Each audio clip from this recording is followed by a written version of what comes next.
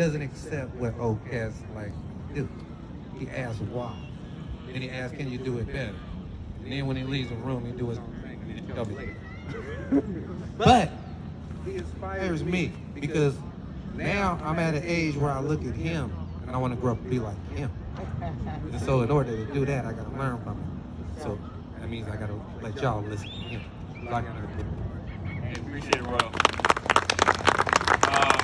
As Royal said, it means a lot to being, someone not from Portland and being able to speak.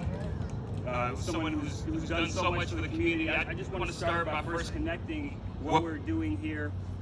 Hello? Yeah, what we're doing here in Portland with movements around. We're losing the mic. Hello. Yeah. With just movements around the world, I want to start by just acknowledging that we are on indigenous land and to say solidarity to the indigenous people whose land was first taken. And I'm just going to kind of speak when it goes in and out. I also want to say solidarity with the Asian community, which is also experiencing a lot of hate right now. I want to say solidarity with the people we don't see here today, the people incarcerated in a country that locks up more people than any other country in the world, that are serving sentences far greater than the crimes they committed. And even so,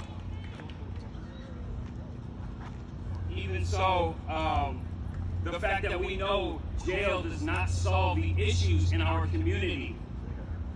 And I also want to say solidarity to the Palestinian community, which is facing horrific issues in Palestine right now with the Israeli apartheid.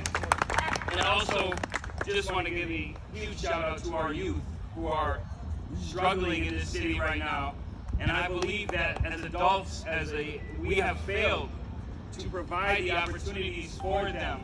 The city has also failed, and that's where I would like to start, is by framing this issue, that this is not a gun violence issue or a gang violence issue or merely a violence issue. This is about a lack of community investment, a historic lack of investment to Black communities.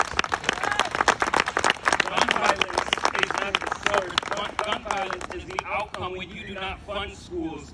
Gang violence is the outcome when you do not allow families to make living wages to raise their families, to be able to have a job where you can get off at 5 p.m. and take your kids to soccer practice or basketball, or be able to watch them when they're in the streets. And so when people tell us that we have a gun problem, it's not that we have a gun problem. We have a historic underinvestment of Black communities, not only here in Portland, but across our country. If you want to change violence in our community, you have to fund resources into them. Right.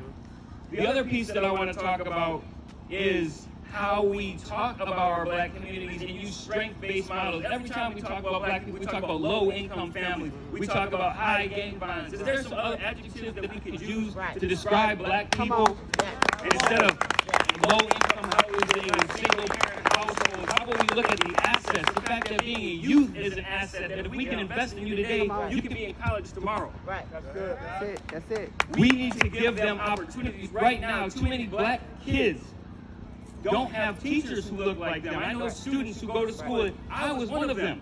I had one Black teacher my entire K through 12 education. That is an atrocity.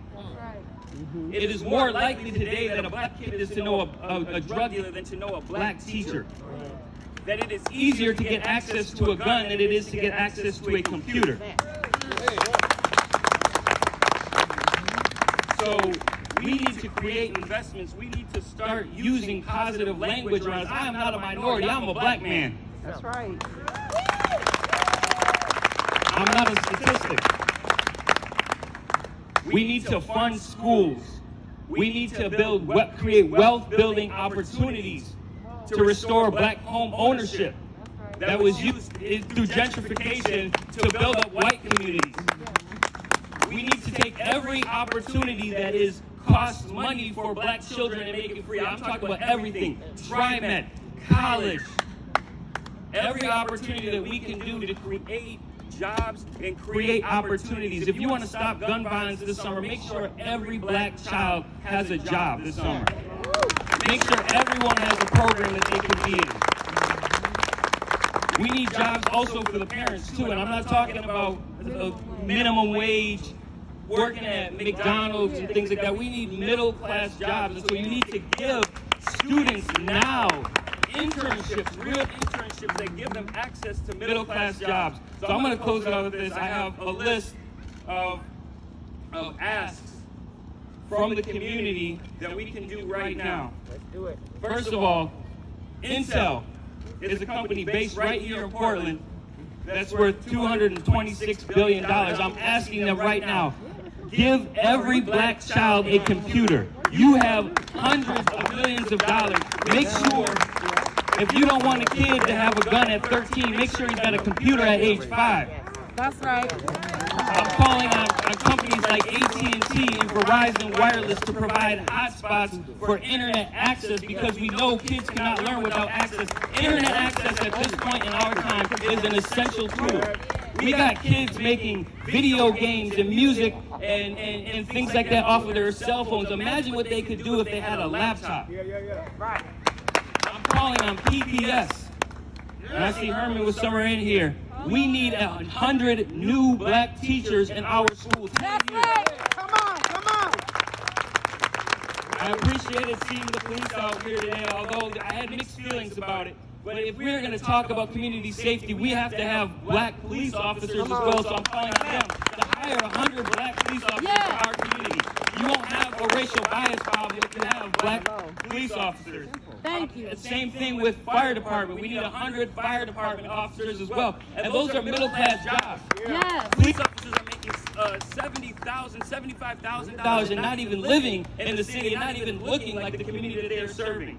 That's right. Creating a jobs program for middle class jobs for black families.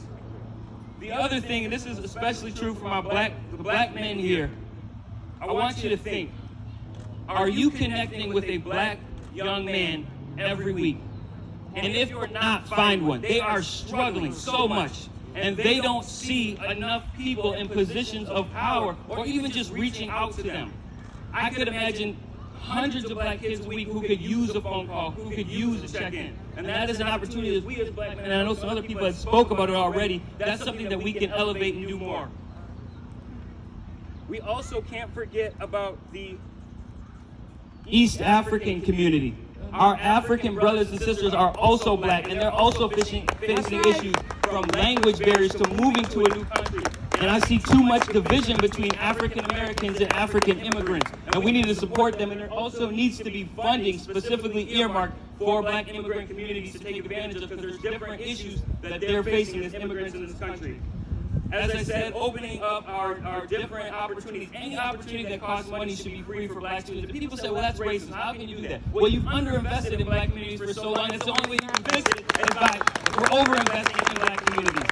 It's not racist. It's retribution. It's restorative.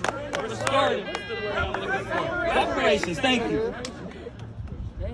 Development. We need to build home ownership opportunities for black families. We can't live in apartments.